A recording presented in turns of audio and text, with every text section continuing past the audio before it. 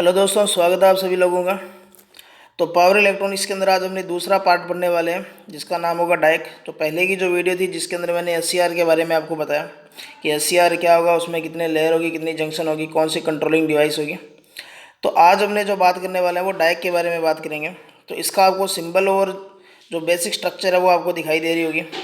अब basic structure से आप लोगों को यहाँ जो डायक के अंदर जंक्शन कितनी होगी, परतें कितनी होगी, अवक्षय परतें कितनी होगी, डोपिंग क्षेत्र कितने होंगे, इनके बारे में आपको यहाँ से जानकारी मिलेगी। तो यहाँ सबसे पहले अपने देखें तो सबसे पहले अपने बात करें लेयर की, यानी कि परतों की संख्या बात करते हैं। तो परतें देखो 1, 2 और 3। तो इसके अंदर लेयर की संख्या कितनी रहेगी? 3। लेयर अगर 3 है तो आपको पता है कि लेयर से एक कम क्या होगी? जंक्शन होगी। एक कम ही क्या होगी? अवक्षय परत होगी। तो ये जो इधर आप लोग यहाँ से देखें तो ये एक जंक्शन होगी आपकी, और एक जंक्शन कौन सी होगी? ये होगी। तो इसका मतलब क्या होगा कि इसमें जंक्शन की संख्या जो रहेगी वो कितनी रहेगी? 2 रहेगी। फिर अपने बात करें अवक्षय परत की संख्या, अगर अपने बात करें तो अवक्षय परतों की संख्या भी कितनी रहेगी? 2 रहेगी। और अगर आपसे पूछा जाए डोपिंग क्षेत्र कितने होंगे, देखो परतें अलग होगी और डोपिंग क्षेत्र अलग होंगे। तो डोपिंग क्षेत्र अगर अपने बात करें तो डोपिंग क्षेत्र अगर आप लोग यहाँ से देखें, देखो कौन कौन से डोपिंग क्षेत्र होंगे। तो पहला डोपिंग क्षेत्र ये रहा, दूसरा डोपिंग क्षेत्र ये रहा, तीसरा ये रहा, चौथा ये रहा और पांचवा ये रहा। यानी कि 2 डोपिंग क्षेत्र तो आपके पी लेयर के होंगे और 3 डोपिंग क्षेत्र जो होंगे वो एन प्रकार के अर्धचालक से बनकर बने होंगे।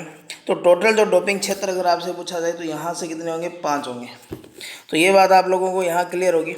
और टर्मिनलों की संख्या अगर आपसे पूछी जाए तो टर्मिनल आपको यहाँ दिखाई दे रहे होंगे। टर्मिनल कितने होंगे? 2 होंगे।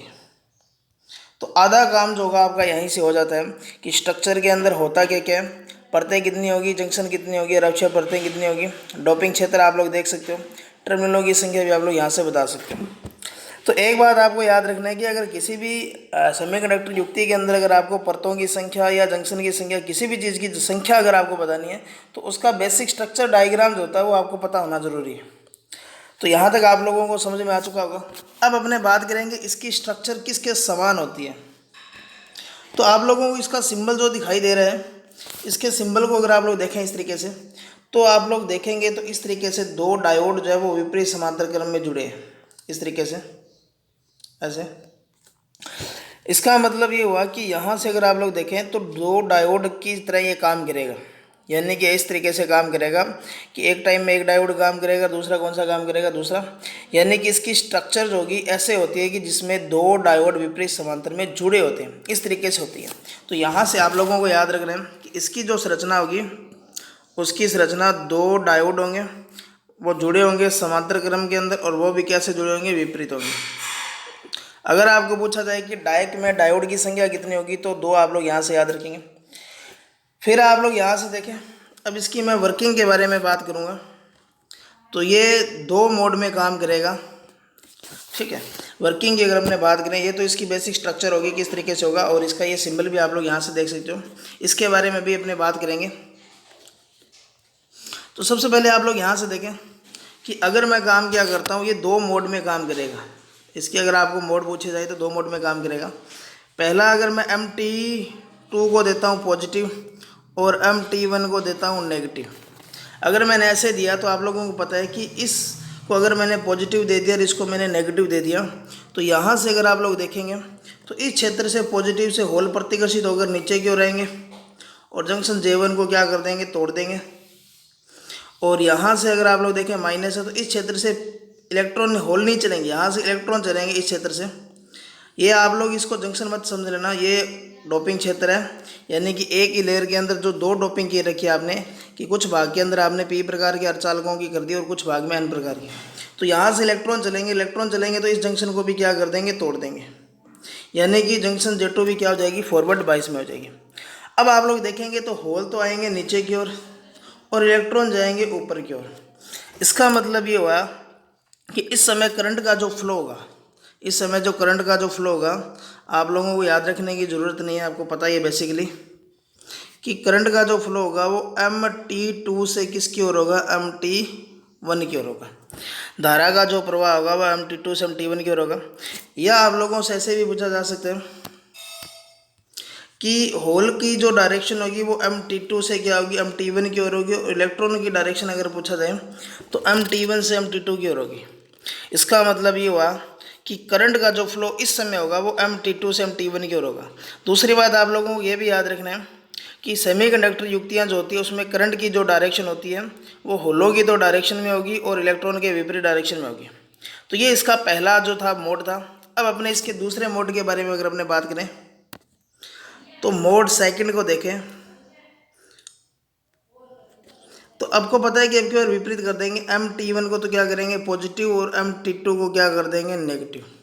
तो काम क्या होगा, वैसे ही होगा जो पहले हुआ था कि अब की बार यहाँ से होल प्रतिकर्षित होकर ऊपर की ओर जाएंगे और इस क्षेत्र से इलेक्ट्रॉन प्रतिकर्षित होकर नीचे की ओर रहेंगे। ये जंक्शन को इस जंक्शन को तोड़ देगा, ये इस जंक्शन को क्या कर देगा, तोड़ देगा। उस वजह से क्या होगा कि करंट की जो डायरेक्शन होगी अब की बार वो M T1 से क्या रहेगी, M T2 की ओर रहेगी। तो इसका मतलब यहाँ से आप लोगों को एक चीज़ तो पता चल चुकी होगी कि इस युक्ति के अंदर जो करंट का जो फ्लो होगा वो आप लोग क्या बोलेंगे, दोनों डायरेक्शन के अंदर होगा। और इसका नाम का मतलब अब आप लोग यहाँ से समझ चुके होंगे किस तरीके से होगा। तो आप लोगों को याद रखना है कि मोड 1 और मोड 2 दोनों के अंदर ये क्या करेगा, काम करेगा। और M T1 पॉजिटिव होगा, M T2 नेगेटिव होगा। तो करंट की जो डायरेक्शन रहेगी वो M T1 से M T2 की ओर रहेगी और इसके विपरीत करेंगे तो M T2 से M T1 की ओर होगी। अब आप लोग एक चीज़ और देखें, मैंने आपको इसका नाम देखो, नाम से पता चल रहा है कि डायक, इसको लिखेंगे डायोड ऑन AC या डायोड फॉर AC। ठीक है, यहाँ ऑन भी लिखा आ सकता है या फॉर भी लिखा आ सकता है। तो देखो डायोड का मतलब मैंने आपको बताया था कि डाई प्लस इलेक्ट्रोड होगा, डाई प्लस इलेक्ट्रोड, यानी कि डाई का मतलब दो, इलेक्ट्रोड का मतलब टर्मिनल। तो ऐसे दो टर्मिनल वाली युक्ति जो AC के लिए काम करती है, AC के लिए काम करेगी तो फोर कर देंगे, AC पर काम करेगी तो ऑन लिख दोगे आप लोग। तो इसका मतलब यहाँ से याद रखेंगे डाई प्लस इलेक्ट्रोड का मतलब क्या होगा, दो इलेक्ट्रोड वाली युक्ति जो AC पर क्या करेगी, काम। और AC की अगर अपने देखें तो करंट की जो डायरेक्शन होती है वो दोनों डायरेक्शन में होती है। इसका मतलब अगर आप लोग यहाँ से देखें तो इसमें धारा का जो प्रवाह हो रहा है वो दोनों डायरेक्शन में हो रहा है। तो यहाँ से एक चीज़ देखो क्या पता चली आपको,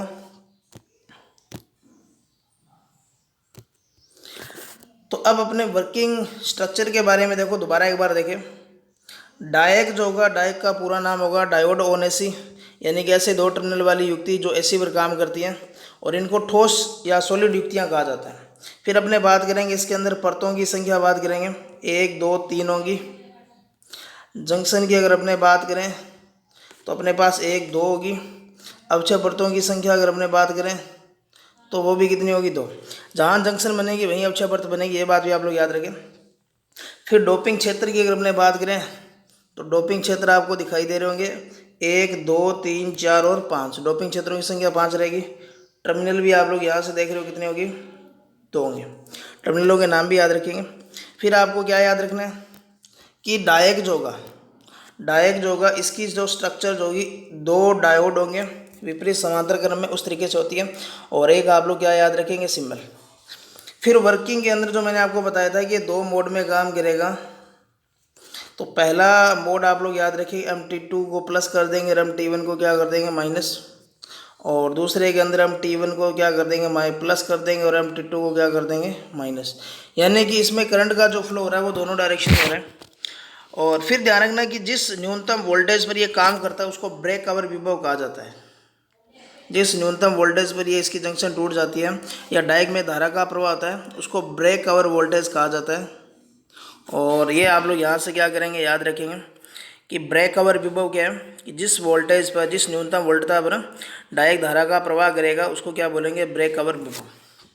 अब कुछ विशेष बातों के बारे में देखेंगे।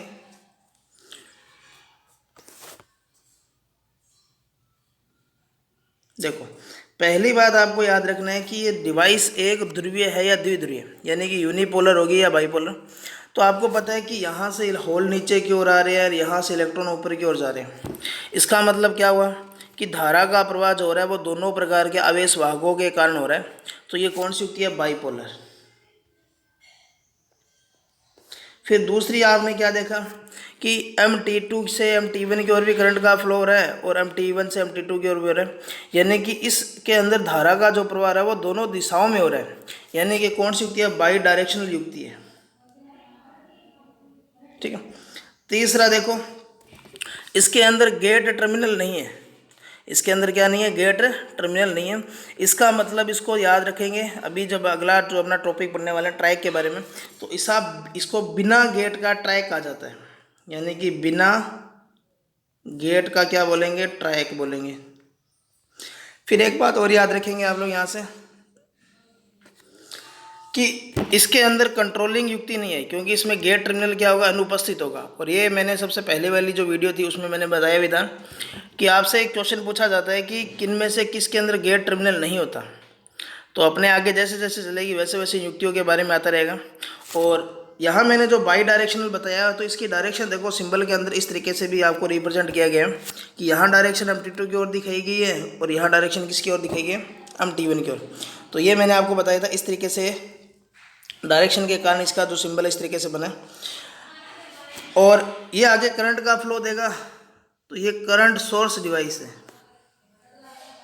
यानी कि आगे क्या करेगा, धारा को क्या करेगा, जाने देगा। तो इसका मतलब ये करंट सोर्स डिवाइस है। तो ये बात आप लोग क्या करेंगे, यहाँ से याद रखेंगे। उसके बाद अगर इसके यूज़ की बात करें हमने, तो यूज़ देखो इसका बहुत ही सिंपल है। यूज़ तो आपको पता है कि इन सभी का यूज़ मोटरों की स्पीड कंट्रोल करने में करेंगे। दूसरा इसका जो मेन यूज़ आप क्या याद रखोगे, ट्रायक जब अपने पढ़ेंगे, ट्रायक को ट्रिगर करने में किया जाता है। और इसका आप लोग जो बुक्स है आपकी उसके अंदर मोटरों की स्पीड कंट्रोल है, उसमें आपने डायग्राम देखे होंगे कि ट्रायक का जो गेट टर्मिनल होगा उसके आगे आप लोग देखेंगे तो क्या जुड़ा होगा, अपना ये डायक जुड़ा होगा। और डायक जो होगा वो ट्रायक को दोनों दिशाओं में क्या करता है, ट्रिगर करता है। तो ये बात भी आप लोग याद रखेंगे, दोनों दिशाओं में क्या करेगा, ट्रिगर करेगा। ठीक है।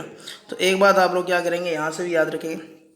एक चीज़ और ध्यान रखना कि इसको बाई डायरेक्शनल स्विच कहा जाता है, यानी कि तीन परतों वाली। ठीक है, तीन परत भी आ सकता है एग्जाम के अंदर, दो टर्मिनल वाला भी आ सकता है, दो जंक्शन वाला भी कुछ भी आ सकता है, कि तीन परतों वाली ठोस युक्ति। ठीक है, तीन परतों वाली ठोस युक्ति। और दूसरी बात आप याद रखेंगे, द्विदिशीय स्विच की तरह ये काम करेगा, द्विदिशीय स्विच की तरह ये क्या करेगा, काम करेगा। तो यहाँ जो डायक था अपना वो छोटा सा ही पार्ट था, जिसके अंदर आपको मैंने बताया था कि परतों की संख्या, वर्किंग कैसे करेगा, और कुछ विशेष बातें जो होती हैं इनके बारे में वही आपको याद रखने वाली होती है। तो एक चीज़ आपको मैंने बताया भी था कि आपके ये जो 8 टॉपिक है, इन 8 टॉपिकों के अंदर सबसे बड़ा टॉपिक जो है वो 80R का ही है।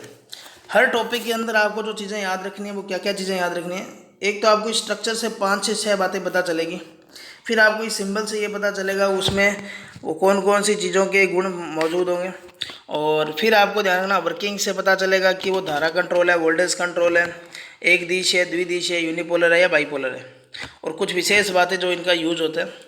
तो यहाँ से आज की जो वीडियो थी वो डायक के बारे में थी, और इसके क्वेश्चन अगर आप लोग करके देखेंगे तो आप लोगों का, मुझे नहीं लगता कि कोई भी ऐसा क्वेश्चन होगा जो डायक का गलत होगा। तो आप लोग किसी भी तरीके से करके देखें। तो आज की क्लास इतनी, मिलते हैं नेक्स्ट टाइम। धन्यवाद। जय हिंद, जय भारत। वीडियो को ज़्यादा से ज़्यादा शेयर करें। जय हिंद।